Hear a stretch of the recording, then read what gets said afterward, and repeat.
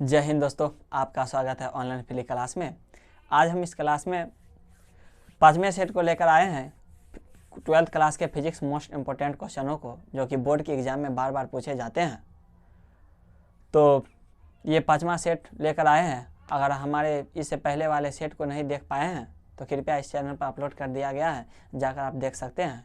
और जो भी हमारे इस चैनल पर पहली बार विजिट कर रहे हैं, कृपया इस चैनल को सब्सक्राइब कर लीजिएगा, ताकि इस तरह के वीडियो आप तक जल्द से जल्द पहुंचता रहे। तो इस क्लास का सबसे पहला मोस्ट इम्पोर्टेंट क्वेश्चन है, बायो-सावर्ट लॉ किसे कहते हैं। यानी बायो-सावर्ट लॉ, यह बोर्ड के एग्जाम में कई बार पूछे गए हैं कि बायो-सावर्ट लॉ किसे कहते हैं। तो यह इस नियम के अनुसार धारावाही चालक के किसी बिंदु पर चुंबकीय क्षेत्र के सामर्थ्य को ज्ञात किया जाता है। यानी कोई भी धारावाही चालक हो, उस चालक के किसी भी बिंदु पर चुंबक क्षेत्र के सामर्थ्य को ज्ञात किया जाता है। इसी को हम बायो-सावर्ट लॉ के नाम से जानते हैं। बायो-सावर्ट लॉ के नियम के अनुसार किसी भी धारावाही चालक हो, यानी धारावाही चालक चाहे वह जो भी क्या पदार्थ का हो, उस धारावाही चालक के किसी भी बिंदु पर हम चुंबकीय क्षेत्रफल के सामर्थ्य को जो हम व्यक्त करेंगे, उसी को हम बायो-सावर्ट लॉ के नाम से जानते हैं। दूसरा है, टोरॉइड किसे कहते हैं। यह सवाल, तो टोरॉइड जो है, यानी दूसरा सवाल, टोरॉइड किसे कहते हैं। यह मूलतः एक परिमित लंबाई के एक परिनालिका है जो वृत्त के रूप में होती है। परिनालिका, जो कि हम पढ़े थे कि किसी भी नरम लोहा यानी करोड़ पर लपटे गए फेरों की कुल संख्या जो जिससे चालक रहता था, उसी को हम परिनालिका कहते थे। तो यही हम पढ़ेंगे टोरॉइड किसे कहते हैं। तो यह भी एक टोरॉइड परिनालिका के रूप का होता है, जो कि एक वृत्ताकार रूप में होता है। तो वही बोला गया, यह मूलतः एक परिमित लंबाई की एक परिनालिका है जो वृत्त के रूप में होता है, यानी वृत्ताकार होगा, माने वृत्ताकार। इस पर टोरॉइड यानी परिनालिका बनाई गई होगी। परिनालिका इस तरह से बनाया गया होगा,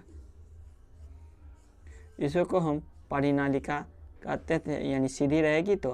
लेकिन टोरॉइड, यही अगर परिनालिका वृत्ताकार रूप में रहेगी तो इसे हम टोरॉइड के नाम से जानते हैं। इसी को हम यानी गोलाकार वृत्ताकार पथ पर, यह मूलतः एक परिमित लंबाई के परिनालिका है जो वृत्त के रूप में होते हैं, वृत्ताकार पथ में होंगे, इसी को हम टोरॉइड के नाम से जानते हैं।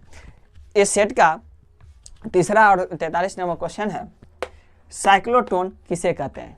साइक्लोट्रॉन, यह धनावेशित कण, यह सिर्फ धनावेशित कण जो कि हैं प्रोटॉन, न्यूट्रॉन, अल्फा कण को त्वरित करने की एक युक्ति है। यानी इसको त्वरित करने की एक युक्ति है जिससे अधिक ऊर्जा देकर नाभिकीय विखंडन कराए जाते हैं। साइक्लोट्रॉन मूलतः धनावेशित कण, न्यूट्रॉन, प्रोटॉन और अल्फा कण, यानी प्रोटॉन, ये साइक्लोट्रॉन जो है, इससे मूलतः धनावेशित कणों को त्वरित करके नाभिकीय विखंडन कराई जाती है। इसी को हम साइक्लोट्रॉन के नाम से जानते हैं। अगला सवाल है, गैल्वेनोमीटर किसे कहते हैं।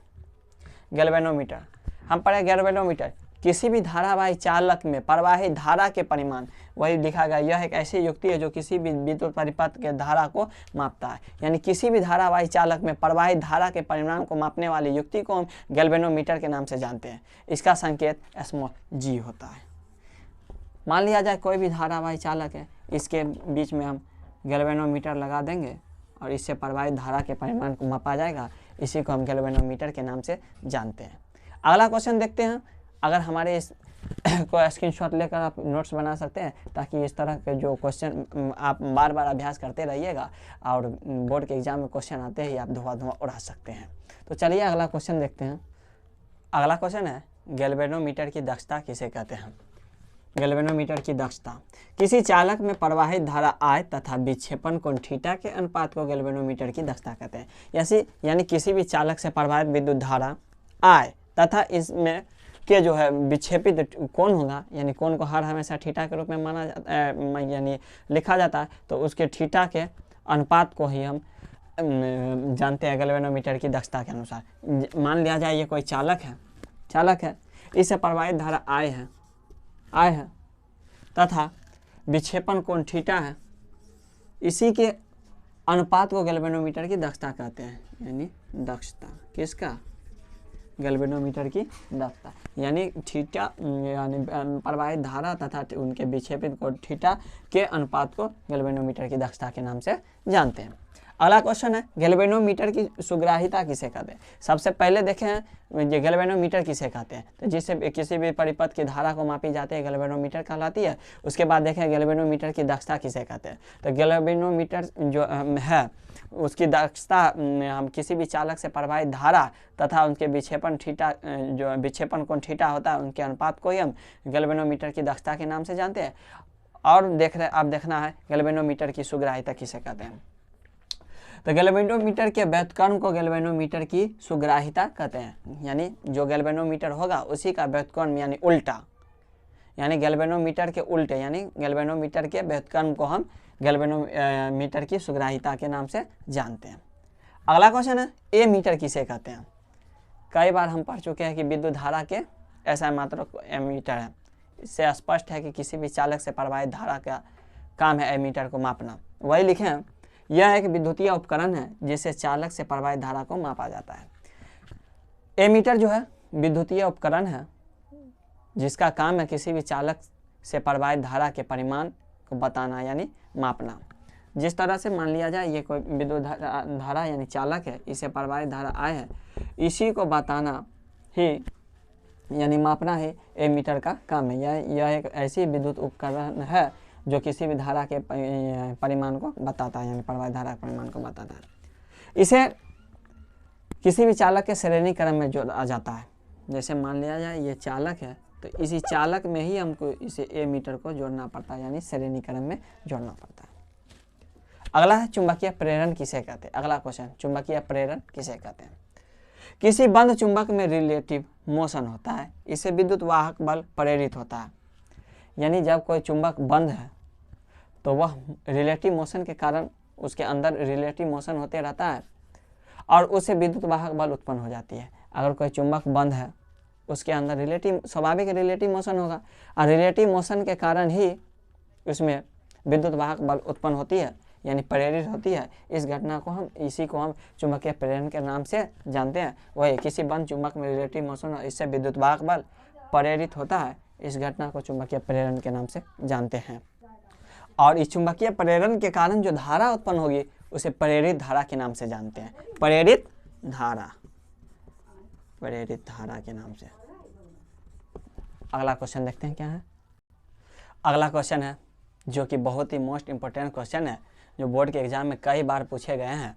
वह है पहला फ्लेमिंग के बाएं हाथ का नियम और उसके अगला है फ्लेमिंग के दाएं हाथ का नियम। ये बोर्ड के एग्जाम में कई बार पूछे जाते हैं। कृपया इस नियम को सही से और अच्छी तरह से समझाने और समझने का आप लोग प्रयास कीजिएगा। देखिएगा फ्लेमिंग का बाएं हाथ का नियम। इनके अनुसार बाएं हाथ की 3 उंगलियां मध्यमा, तर्जनी और अंगूठा को परस्पर लंबवत इस प्रकार रखा जाए कि मध्यमा धारा की दिशा तथा तर्जनी चुंबक क्षेत्र की दिशा को बताए तो अंगूठा उस पर लगने वाले बल की दिशा को बताती है। देखिए फ्लेमिंग के बाएं हाथ यानी अपना भी बाएं हाथ की 3 उंगलियां, एक मध्यमा, तर्जनी और अंगूठा यानी अंगूठा के बगल वाले को परस्पर इस प्रकार लंबवत फैला कर रखना, यानी प्रत्येक 90 डिग्री का होना चाहिए। प्रत्येक परस्पर लंबवत इस प्रकार फैला के रखा जाए कि मध्यमा धारा की दिशा, ये जो है ये मध्यमा धारा की दिशा तथा तर्जनी मध्यमा जो है यानी डायरेक्ट मध्यमा धारा की दिशा निकल को जाए तो तर्जनी चुंबक क्षेत्र की दिशा को बताए तो अंगूठा उस पर लगने वाले बल की दिशा को बताती है। यही फ्लेमिंग का बाएं हाथ का नियम है। जबकि अगला है फ्लेमिंग के दाएं हाथ नियम। फ्लेमिंग के दाएं हाथ, इसमें भी 3 उंगलियां, लेकिन दाहिना हाथ की 3 उंगलियां। इनके अनुसार दाएं हाथ की 3 उंगलियां मध्यमा, तर्जनी और अंगूठा को परस्पर इस प्रकार लंबवत रखा जाए कि अंगूठा धारा की दिशा तथा तर्जनी चुंबकीय क्षेत्र की दिशा को व्यक्त करे तो मध्यमा विद्युत वाहक बल की दिशा को बताती है। यानी 3 उंगलियां इसमें भी लेना है और इसमें मध्यमा जो है अंगूठा धारा की दिशा को बताना चाहिए। मध्यमा जो है तब वो विद्युत वाहक बल की दिशा को बताएगी जब उसके जो तर्जनी होगा विद्युत चुंबक क्षेत्र की दिशा को दर्शाए। इसे आप स्क्रीनशॉट लेकर लिख सकते हैं ताकि यह बोर्ड के एग्जाम जो बार पूछे जाते हैं इसे अभ्यास करते रहिएगा। Thanks for watching. अगर हमारे इस चैनल पर नए हो तो सब्सक्राइब कर लीजिएगा।